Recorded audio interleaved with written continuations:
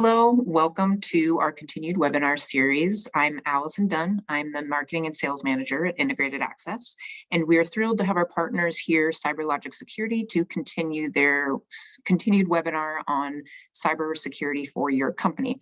So today I have Paz Terry here to discuss policies and documentation.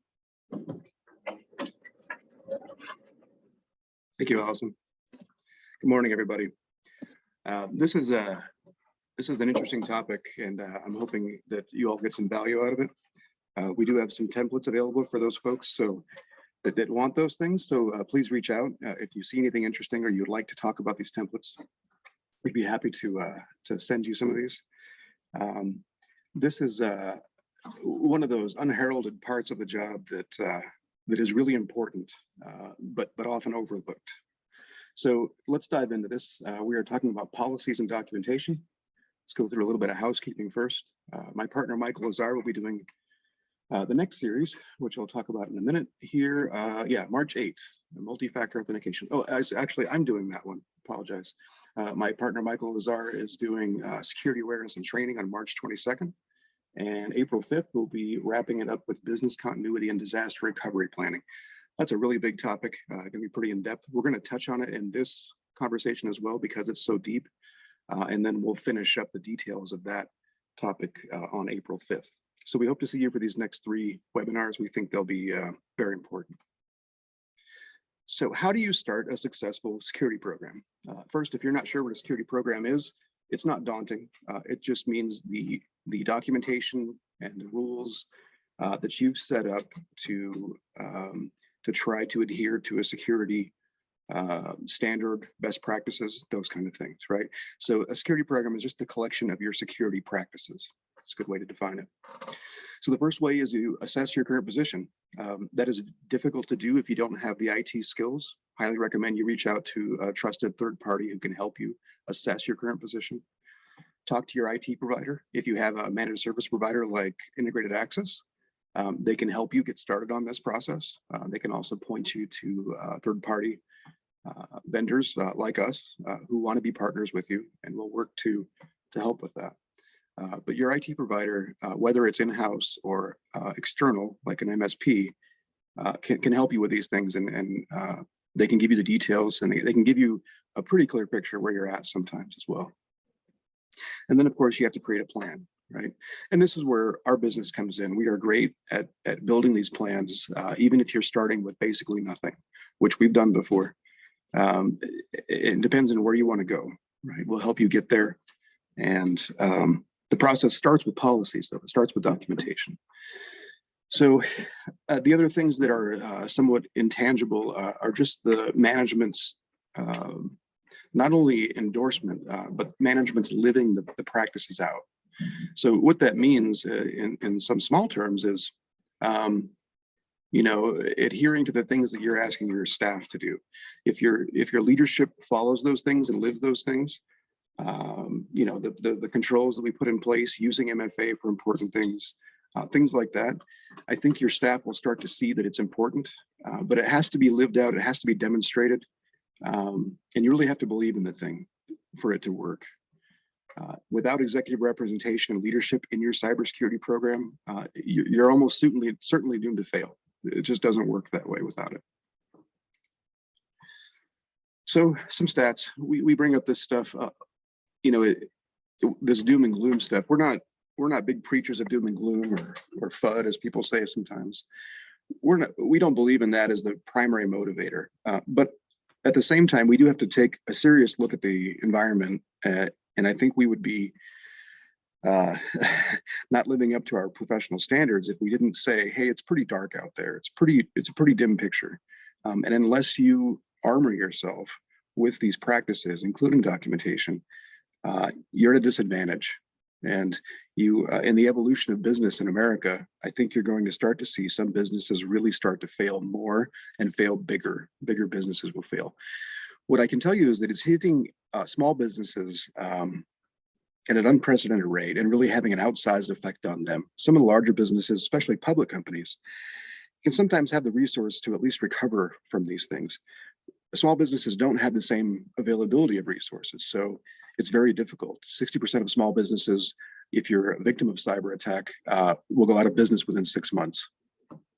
That's a pretty unflattering statistic. That's not great. The reality is that small businesses can be safe too.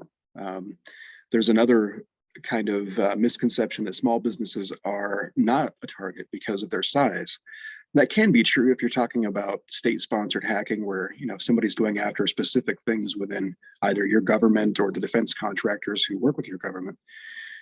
Sure, that absolutely could be the case. However, a lot of these attacks are automated these days. So if you do not follow these practices, if you have devices, firewalls with older firmware, for example, weak rule sets in your firewalls, you will be the nail sticking up. And no matter how small you are, if they can get into your stuff easily, they will.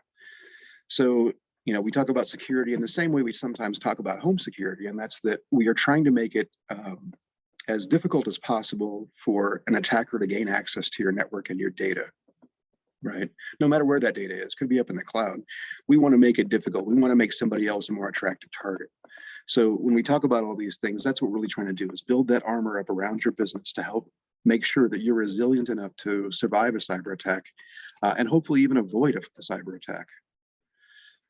So we start talking about policies, and the general rule is if it's not written down, it doesn't exist. I think we've all heard that ad nauseum.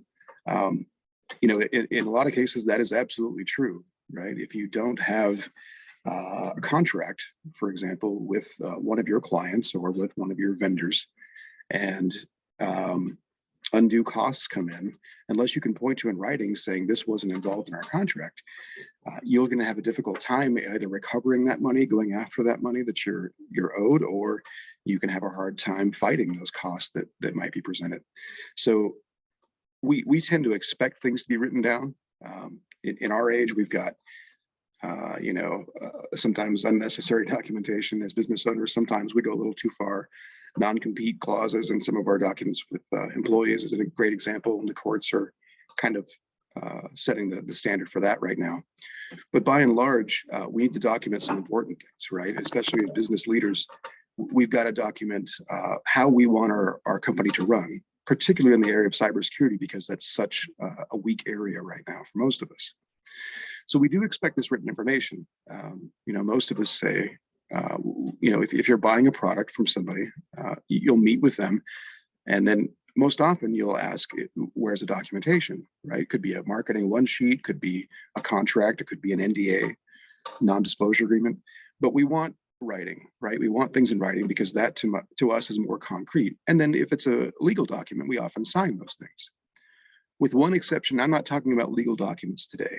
The acceptable use standard that we provide and recommend is a form of a legal document. It is a contract essentially between the employee and the employer saying, I understand how I will use IT resources within your network, basically. So that's a form of legal document. And when we get to that, we'll talk more about that. I highly recommend you have your legal team, lawyer, HR at least pass over those documents to make sure that they're in line with local and state laws. So back to documentation though, with policies, what we recommend in our policies is kind of a high, medium, low approach to these things. And I'll go into more detail about that. But the idea is that it provides guidance for your staff at various levels of specificity. So we'll dive into that in just a moment here in the different types of documentation. Continuity and legacy planning is an important part of this. So we'll get into business continuity and how your business runs. There's also an intangible effect too. If you have, let's say you're a small outfit, you've got some employees that have been there for a long time. That's not uncommon to have a loyal staff, especially if you take care of them. If you take care of them and they're compensated well and they feel like they have a place there. So you can have these long-term employees, and that's a great thing. There's a lot of knowledge in that, in those folks' heads. So when those folks leave, I think all of us have dealt with this on some level or another. If they leave your company to retire or move on, the knowledge is in their head is difficult to retrieve unless it's written down. So that's another main area that we would recommend having more documentation. Documentation projects can be costly and tedious. Nobody likes to, write down everything. Timesheets are always a grind sometimes between employer and employee. They don't have to be as costly and tedious as they sometimes are. If you start with templates, for example, that have been somewhat refined for your use and maybe your industry, your type of business, that can be a great stepping stone. And we can show you some, I wouldn't call them shortcuts, but the fastest way from point A to point B. That being said, there is an amount of work that has to be done there. And you can't really take away from that, right? So if you ask your staff to document everything they do in a day, that's going to impact their productivity to some degree. I would argue that if it's done correctly and succinctly, I mean, it doesn't have to be a long, drawn-out document. Every time somebody wants to write something down, it can be something simple, right? And there's lots of tools you can use to help convert that to a more professional format.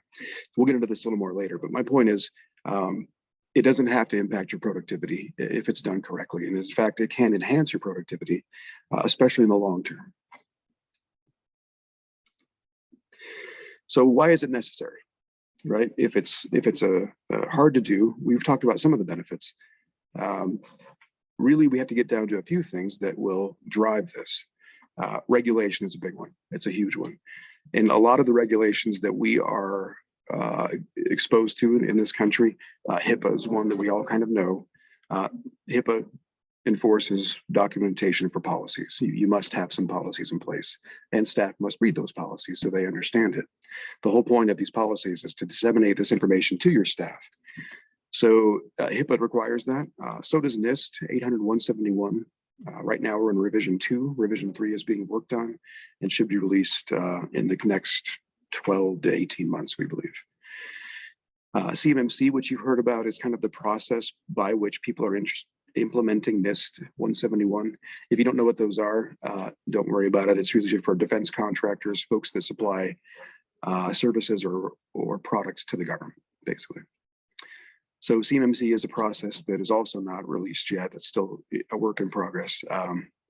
But that's another one of the drivers for that, is these regulations. And there are some other ones too that require documentation. And we'll talk more about regulation in a minute. I think that's going to increase and therefore increase your need for documentation.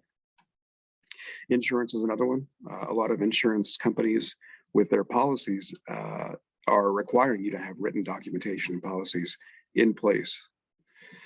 They will often offer templates for that, and those can be very helpful as well as a head start to get those done. So we can talk more. We'll be talking more about insurance quite a bit, I'm sure.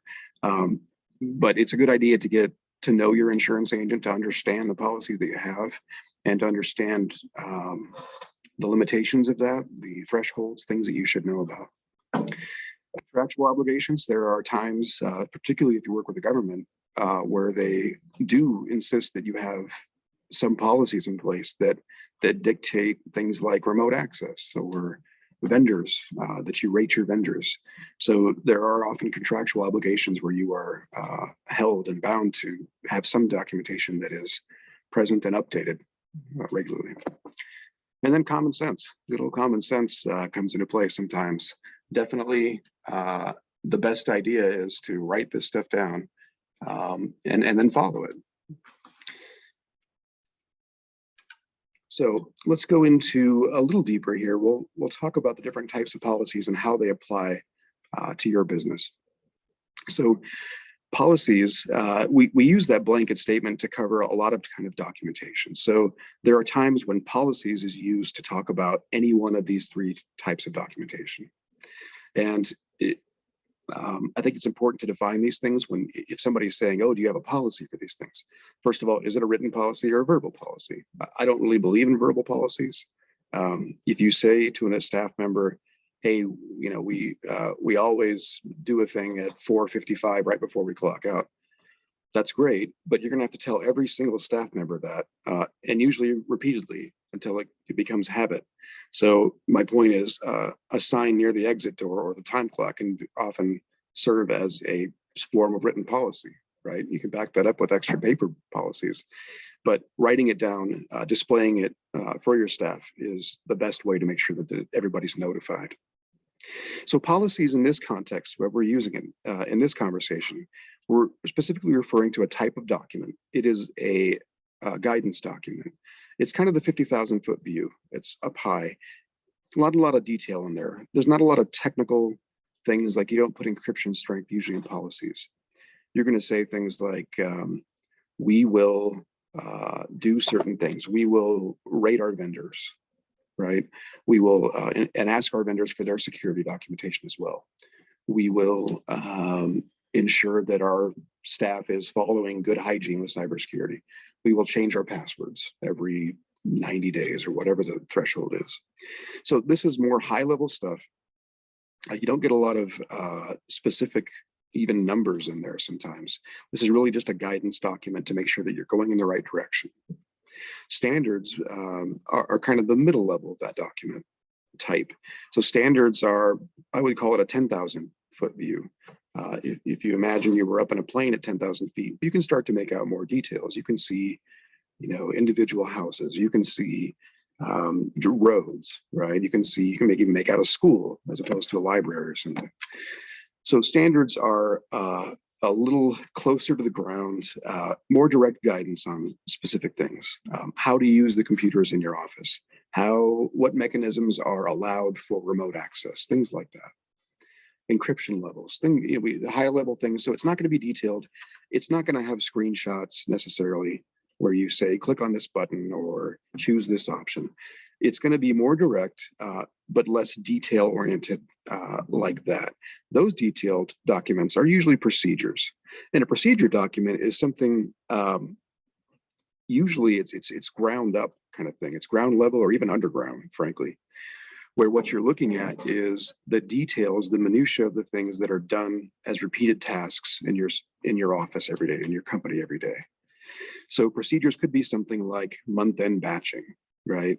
Month-end, there's a lot inventory, right?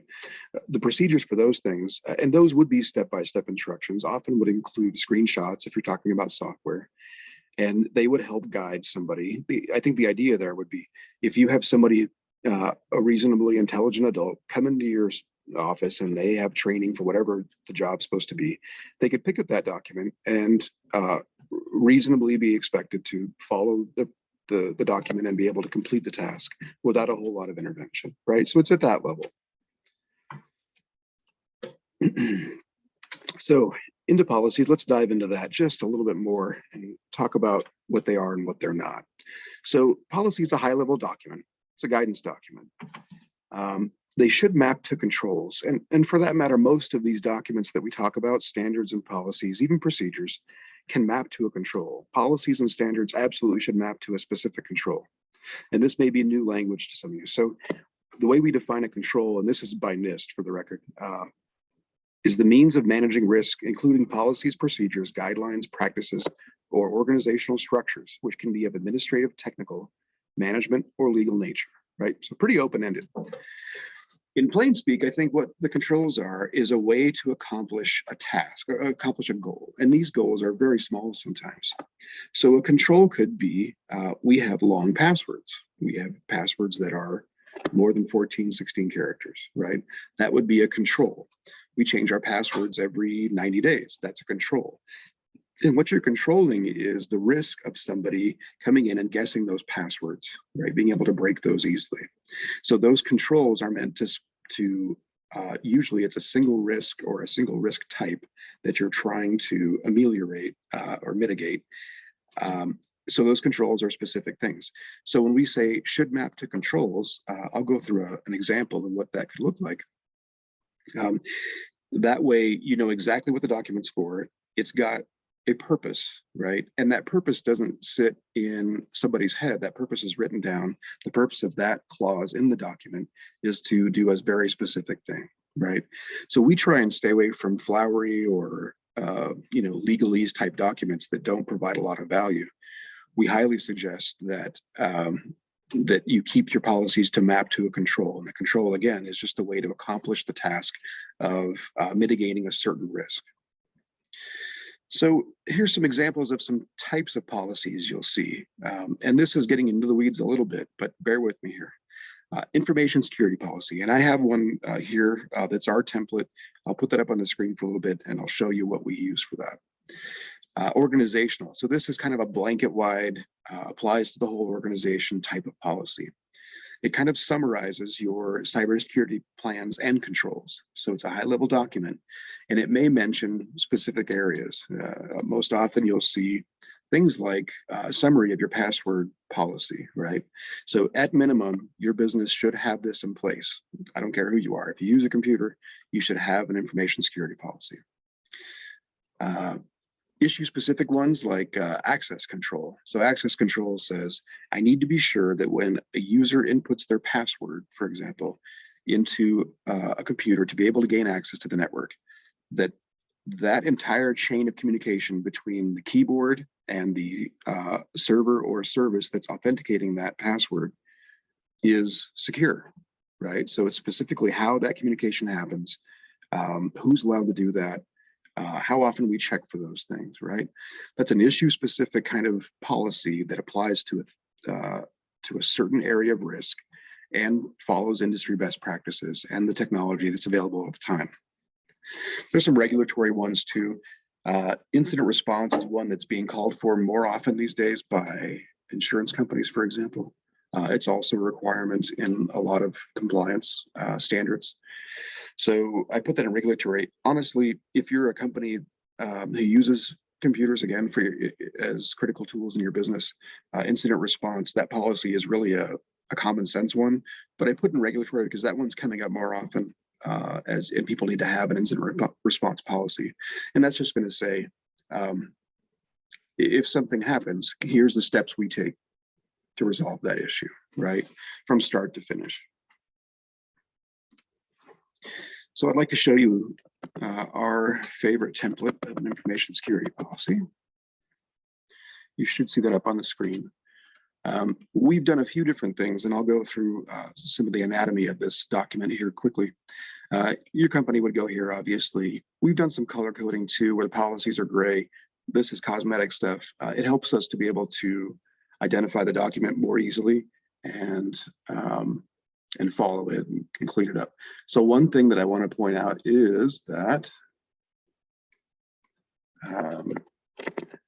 we use a numbering system. So for example, information security policy, we use P as a starting identifier for that. And you'll see in our standards, we use S. You'll also see that we list some compliance standards here. And this one isn't the greatest one to show for this portion of it, but we list the controls that the document affects. For all of these, this is a general document covering really all parts of your cybersecurity policies. So this one is general, but you'll often see the specific controls listed in here.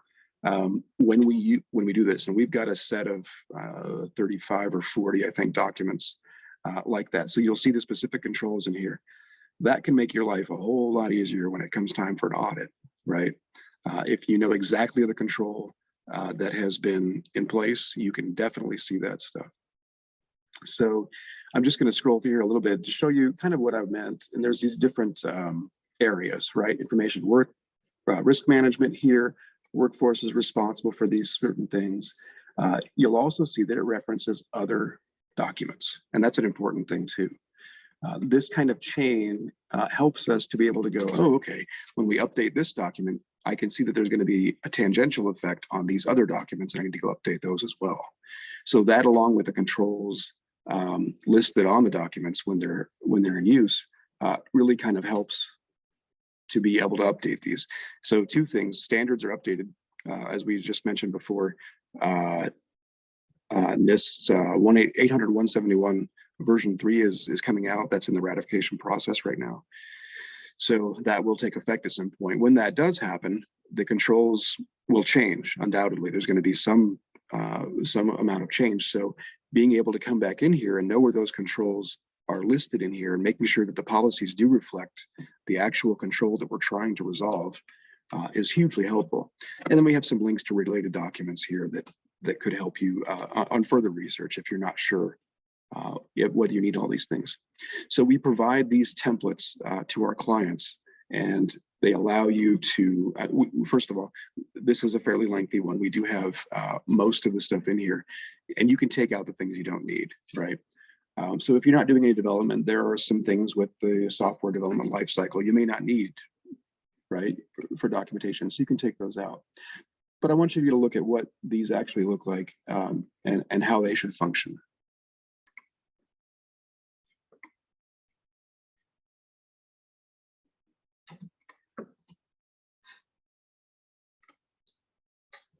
Okay, so standards are a middle view. Again, this is like a 10,000 foot view. Excuse me. Standards will often cite specific metrics and solution classes. So things like encryption levels will be mentioned here, encryption methods, things like that. There are some other things in standards. Acceptable use is one that I'm going to put up on the screen here a little bit and show you. That's a pretty important one. There's a remote access standard. That's a really interesting one, and that tells you, again, how people can connect remotely to your network if it's allowed at all. Again, levels for encryption, the methods they can do, timeouts for screens for inactivity. Those are all listed in your remote access standard. Acceptable use is the one that we mentioned, and I have a note in here to talk to your HR.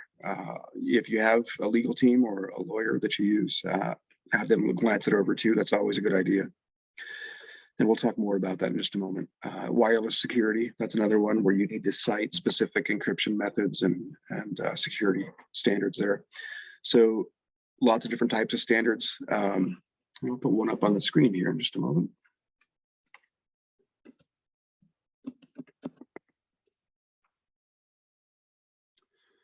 And you can see that we've very similar format to the policy. The color's blue just to help us remember that it's a standard, and the numbering, the nomenclature is using S for standard. This one is also a general one that applies to many different controls. So those are not listed here, but again, you would see those listed if this was a specific standard that was attempting to resolve a specific control. So one of the things that I didn't go in the policy too is that this may seem kind of silly, but these three items here are hugely important. This tells you what the point of the document is. What is it trying to accomplish? Who has allowed this? By whose authority is this coming out? So usually, and this is another reason that your executive team needs to be involved in this. So it's by the authority, Office of the CEO, Office of the CISO, CIO. However this is coming out, this needs to be filled out so that people understand, oh, this is a rule that was set by our executive leadership, and I need to follow it, basically. Scope, if you have multiple organizations, multiple networks, that's not as common for small businesses, but it can happen. So you state your scope there and say, this is what this is meant to cover. Could be a different site. You could have other sites that have different policies in place. So those should be in place. So this acceptable use policy, again, is you can have your employees sign this document if you want as well, saying, I do, solemnly swear to uphold the truth and, do all these things that you're asking me to do. If nothing else, they should be asked to read the thing, and it should be updated, I would say annually as a minimum. Here's a great example. 5 years ago, maybe 8 years ago, these types of devices weren't around, right? We didn't have Echo and Alexa, I think that's supposed to be Alexa, not Alex.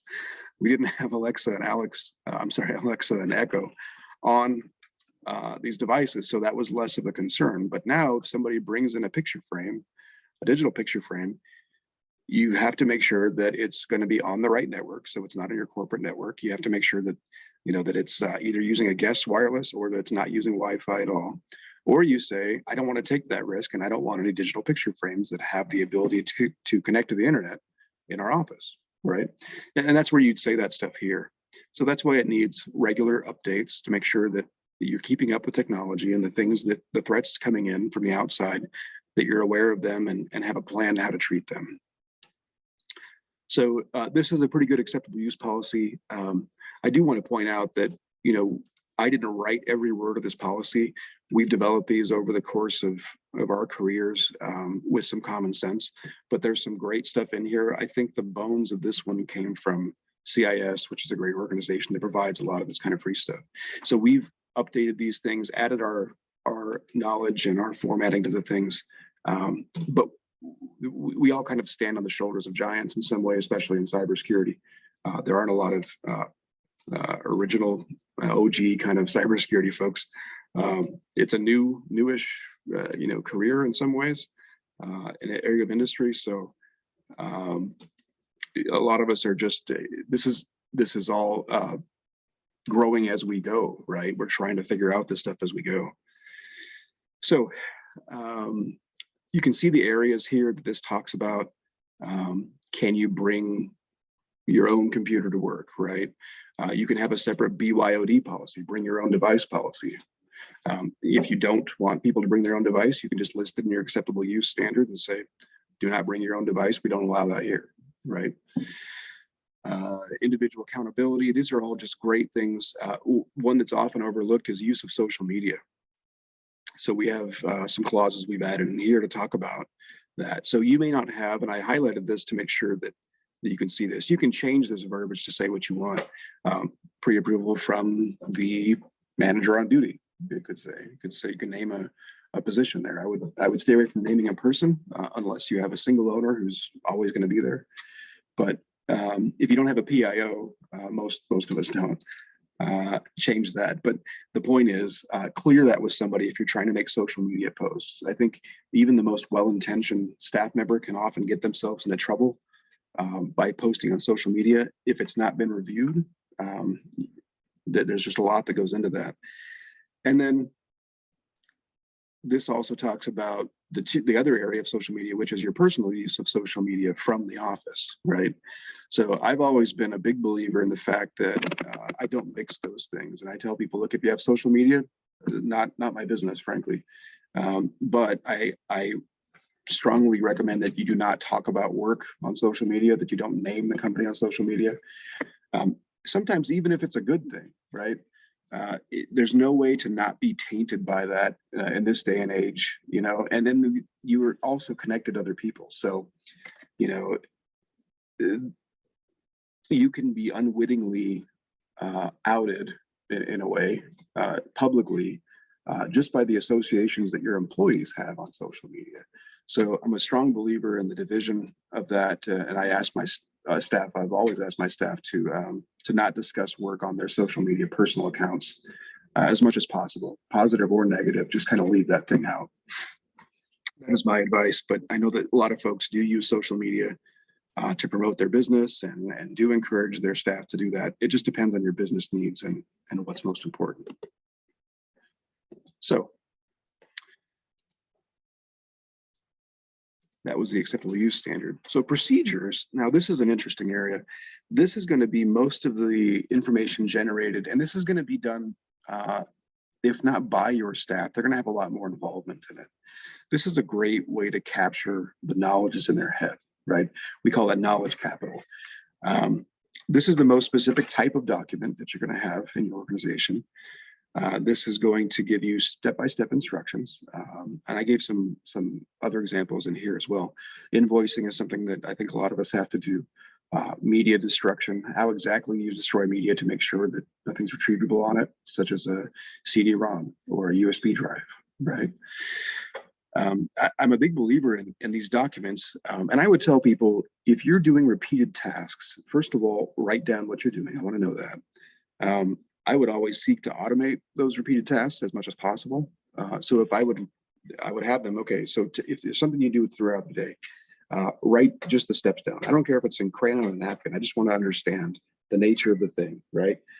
So once they write that down, then you have the option to look at that and go, gosh, I can probably automate that somehow, right? And I'm not advocating to work people out of a job. I'm just saying, it's not a bad exercise to have people kind of write down their general tasks throughout the day and then just pick a few and have them write down the step-by-step instructions so you understand it. You can often find inefficiencies right? Or dual entry, like data dual entry, two people doing the same thing and not knowing the other person's doing it. So not a bad idea to do that as an exercise. But ideally what you have is that if person A quits today and you have person B starting tomorrow to be able to take over that job, how much can they do on their own? If there's no training in between, can that person reasonably be expected to take over those jobs and perform those tasks, especially the repeatable ones that we do over and over? Is it documented well enough that they'd be able to take over that job role without a whole lot of fuss, right? Now that's going to be different for every business and every kind of job.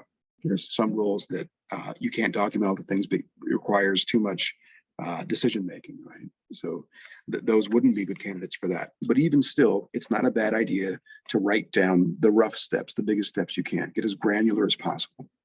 And then these documents do need updating once in a while. So we find procedures to be just a phenomenal way to capture that intelligence capital that you have, that knowledge capital in your business. So I highly recommend. I don't have any examples of procedures, but I'm betting that you all have lots of examples of procedures that you do and follow. So we'll talk about some other documentation types that we commonly see.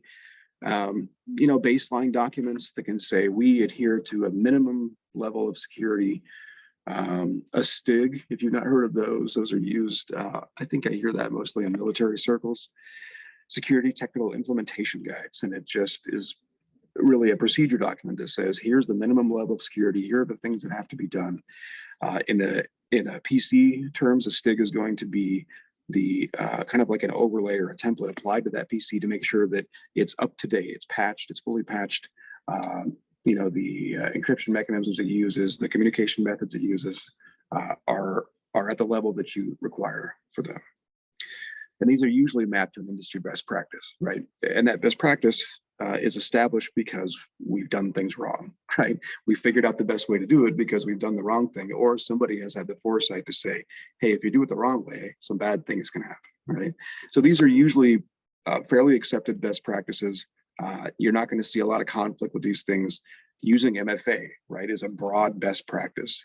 And I think nobody would argue that MFA as a whole is a great idea, right? There's some ways that it can be impactful on you in a negative way, but that's pretty uncommon. So most of the time when we say industry best practice, we're talking about some generally accepted thing, right? Which is like washing your hands after using the restroom, stuff like that, common sense stuff. Guidelines, we don't see a lot of guidelines, but you will see them sometimes in more mature organizations. And it can be a statement within a policy, like an actual policy in the way we've defined it today, a policy document, like a high-level document. And the guideline can say, it's just a suggested course of action. So I like to think of this as the bumpers they put on at the bowling alley when kids are bowling, little guys who can't get the ball down the lane. A guideline is that. It's those bumpers that just make sure that you're within, a safe area, right? Street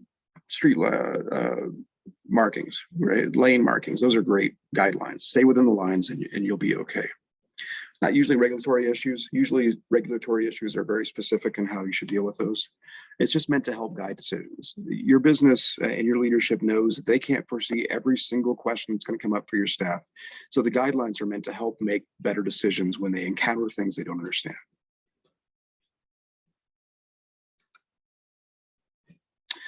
So business continuity plan. This is kind of the big granddaddy of the things. Of the documentation types. This is usually a fairly large, fairly, I wouldn't say complex, it's modular in some ways, a set of documents really that say, if the worst happens, here's how we get up and running again, right?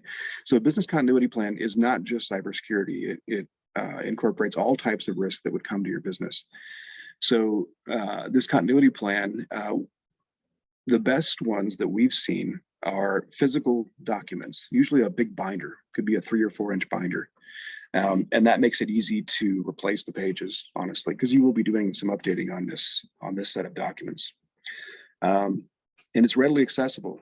So if you ask somebody for their BCP, their business continuity plan, they may turn, I've had people do this before, turn to their desk or the dresser or the chest behind their desk and pull off a huge binder and say, here's my BCP, I've got it here. That's phenomenal. I would suggest that you need to make sure that it's also available offsite. So you may have one or two critical personnel that keep that binder offsite, right? And electronic backup copies are always a great idea.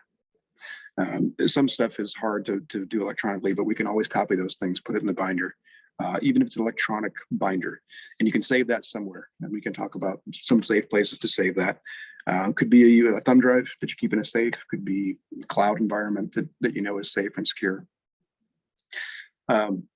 And it's going to be as comprehensive as possible. So think about the BCP as your lifeline. That is if you're on a cruise boat and you walk around, the BCP are those boats that, lifeboats that can get you off and hopefully to safety, right? This can mean, and often does mean, the difference between making it and not making it as a business. So it's kind of a big deal. So be as thorough as you can with these things. So it's going to have contact information for facilities, for example. If you have complex electrical systems in there, you might have an electrician, right? A vendor that you've worked with for a while. Maybe they're a partner.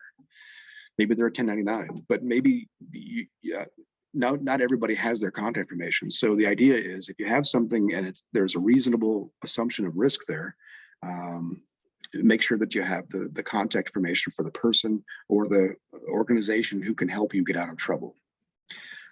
Secondary communication methods are important too. Cell phone numbers change sometimes, home numbers change, or sometimes they're dropped. So it's a very good idea. I would say it's a requirement to update these things at least once a year.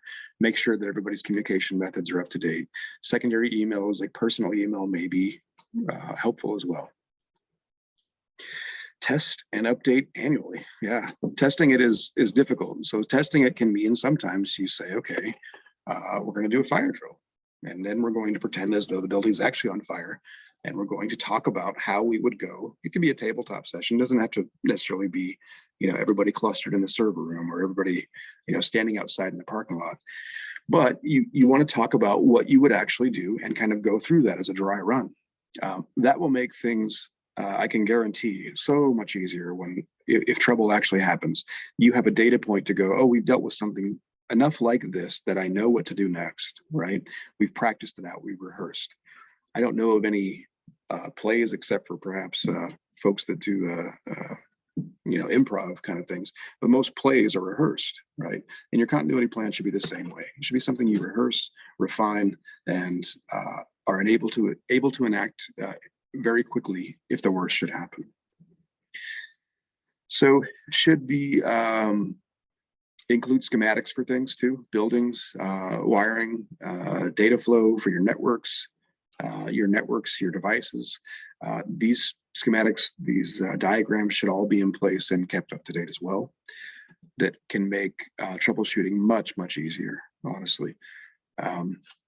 Specific recovery procedures, and this is where your staff is going to come in to play, and you're going to say, okay, what would happen if our system was offline, right? So if you're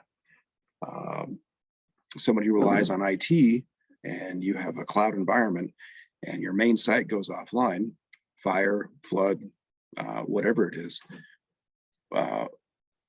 how do we get back up and running? And I would ask those questions. So that will allow you to be ahead of the curve, frankly. If the worst happens, you'll have tested some things, and you'll know exactly what the problem areas might be. We have an in-depth webinar coming on this, so believe it or not, this is just the surface of this topic. We can dive into this. We could probably spend another 2 hours on this topic alone. So we have an in-depth webinar coming up on April 5th, and we're going to talk about that and disaster recovery planning. Disaster recovery planning is very similar to the BCP, and as a matter of fact, it's a subset of the BCP. And disaster recovery planning specifically references your IT environment, your operational IT, right? So as with all things, don't forget the cloud. Cloud services are ubiquitous. We use them constantly.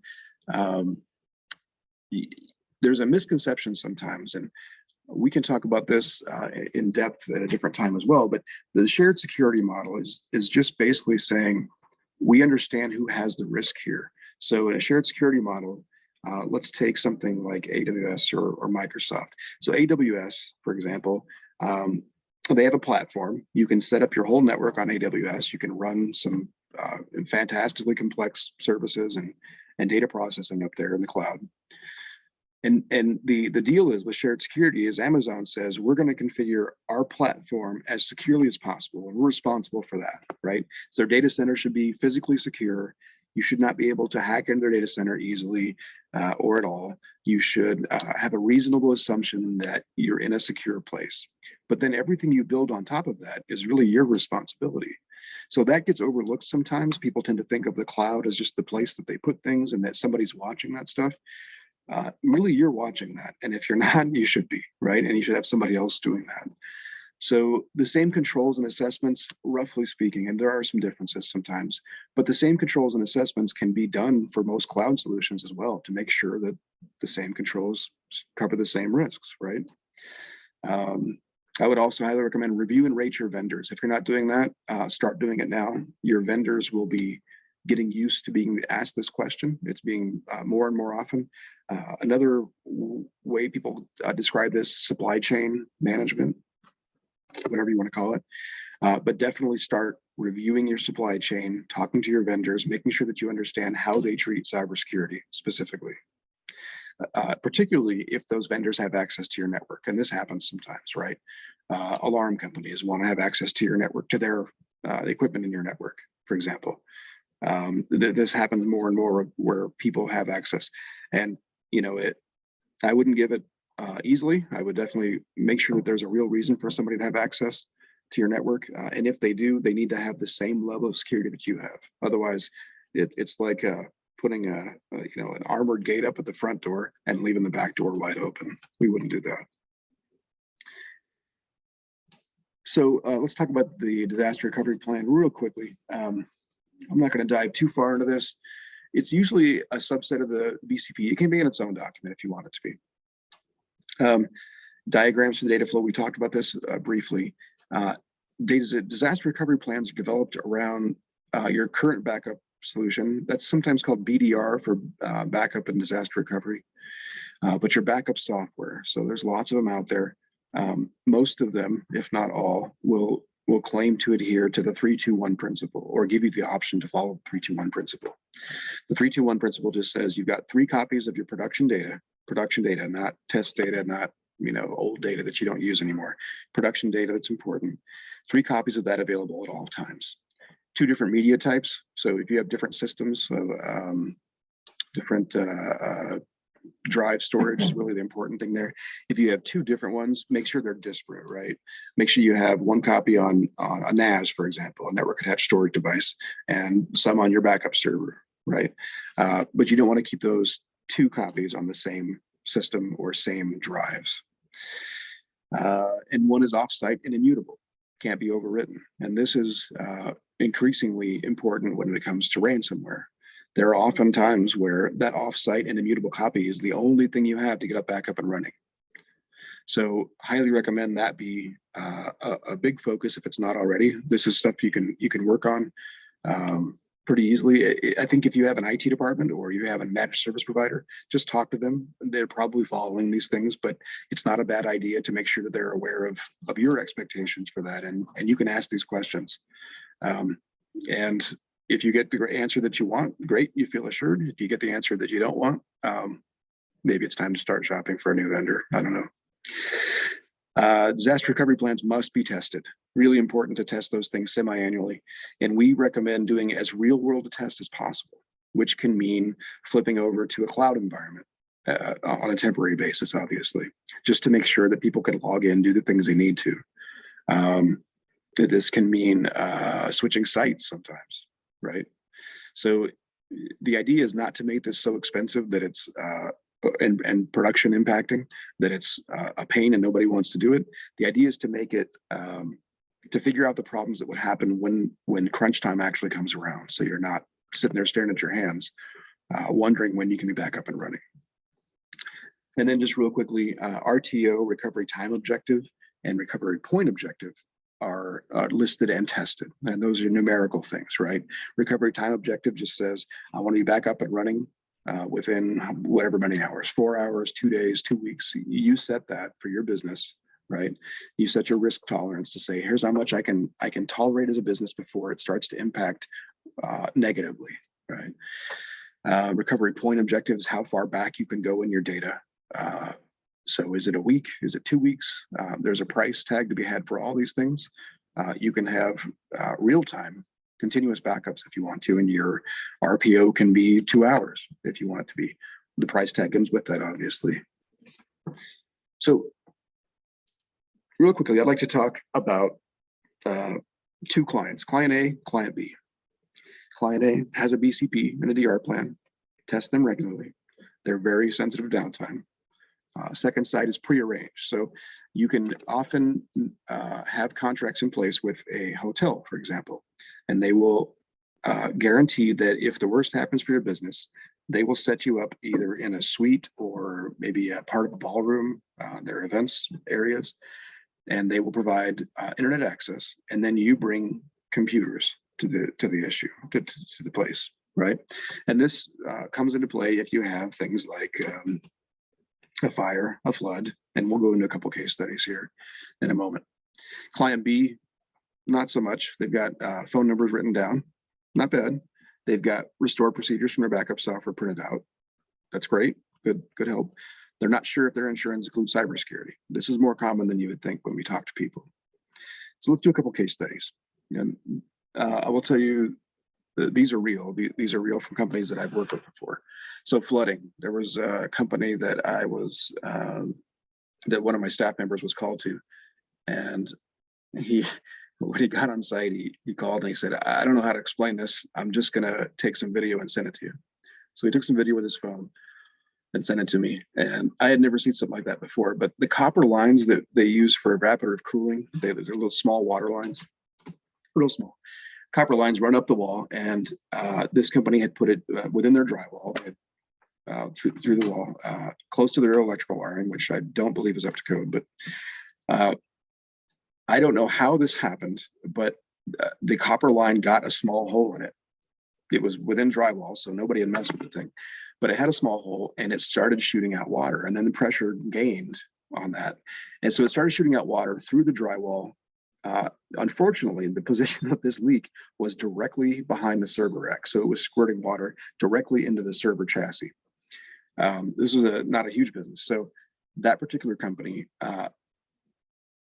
they didn't rely on IT as much as most, otherwise it would have been sunk, but they were deeply impacted. That site was down. They didn't have really another recovery plan, so we had set up a host loaner server for them, and things were back up and running. But it was a very odd situation, not common, and not something I would say you can plan around necessarily, except that if they'd had a continuity plan or a disaster recovery plan, they would have been back up and running faster. Another company that I knew, medical office, and they had their server room in the janitor's closet, and this was not uncommon either for some small offices. So they had a leak in there, and they had the UPS on the ground, and it did fry. It was pretty quick, but because they had their rack, they had the server up higher in the rack, the flooding only came up about 6 inches in the room, and they were able to get back up and running with the new UPS fairly quickly. And they were fairly lucky. Now, they actually did have the plans in place to be able to recover from a worse environment. But my point is, one company able to recover within hours, essentially, and another company not able to recover within, I think it took 2 or 3 weeks to fully recover from that. So that's impactful, right? And only you know your business and how much you can tolerate for downtime. I would bet that most of us can't tolerate 2 weeks. Ransomware. I've been through this and a couple. I think I have time for one more example. Okay, so ransomware, and this is one that we unfortunately have to deal with more often than the flooding these days. So I've had clients, obviously, lots with ransomware. When it first started happening, it used to be that you could recover fairly easily from shadow copies, and then they figured out how to get shadow copies. And so my point is that, you know, the things that used to work don't always work, and they always build a better mouse for our mousetrap. So you got to stay ahead of the curve there. So I've had companies get ransomware. Client B might have a chance at recovery if they had their backups off site, right? And the client B that I have in mind didn't have that. They wound up having to try to piece together their records, and they wound up failing about, it was within a year. It wasn't even a year. I think it was maybe 3 or 4 months. It was very quick. So that business ended up failing directly because of ransomware, no backups in place. And I've had larger offices get ransomware that were impacted, you know, maybe 4 hours. We were able to restore everything. The real issue with the ransomware wasn't the restoration. It was making sure that we understood how the process happened, right? And this is kind of the incident response process, where you figure out how it came in and make sure that there's nothing else hanging out there. So you have to isolate the systems that are affected. You've got to restore data if it's been hurt, but you really have to make sure that you understand how it came in. And that was the longest part of that 4 hours I think they were down, was just making sure that we had everything cleaned up to the extent that we were fairly sure there wasn't another presence on the network, or they didn't have their hook in the network to exploit. So kind of going through those case studies quickly, but here's a question for you. What is the first call you'd make after a ransomware event, after you have everything back up and running? I'd like to know if anybody has any things. The first call I would probably make, obviously if you're under compliance, under regulation for notification, that'd be the first thing you want to do. Notify the proper authorities that you've had this event, that you think it's cleaned up. And then the other thing that I would do is write my lessons learned down right away before you forget them, right? Make sure you understand everything that happened. Make sure you capture that evidence. Make sure you have those things in place. The first call for ransomware, for the record, before I started doing anything, would be the insurance company. And that's just the world we live in these days. Making sure that nothing you do would adversely affect your ability to make a claim on your insurance. That is important. So the very first call before I started doing any incident response or doing anything is, I would say, let's talk to the insurance agent, or show me your insurance policy. Let's talk about this, to make sure that what we're doing, that we're allowed to touch the systems, that we're allowed to try to mitigate. So that's what I would recommend. Okay, any questions? We had 4 that I answered, but if you want to look at them, maybe just see if you want to add anything to how I answered them. Okay.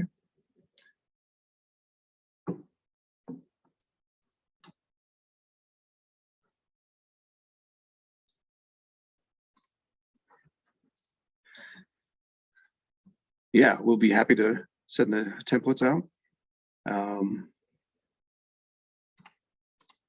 Yeah, I think Michael has answered these pretty well. We do have a BAA template. We have templates for probably all the different things. Yeah, this is a great question, man. How can I make sure security policies are living in my company beyond the policy document? Yeah, you got to test it, right? You got to, you can have a third party come in. What I would say, you know, train your staff, but get an expert opinion, right? If you think you might have pneumonia, you don't take pictures with your phone, right? You go to an expert and say, do I have pneumonia? And they say yes or no, and they usually take pictures. So that x-ray equipment, we have the equipment and the knowledge to be able to use the x-ray and verify that things are being done. But also just talking to your staff, ask them, is this done repeatedly? You know, ask them pointed questions too. So what happens at this phase in the process when you do this thing? And if they give you a blank stare, they're probably not following the policy. I think that's about all we have time for today. I really appreciate everybody's time today, and we're looking forward to seeing you in our next one in 2 weeks, talking about MFA, and hope you all have a great day. Thanks.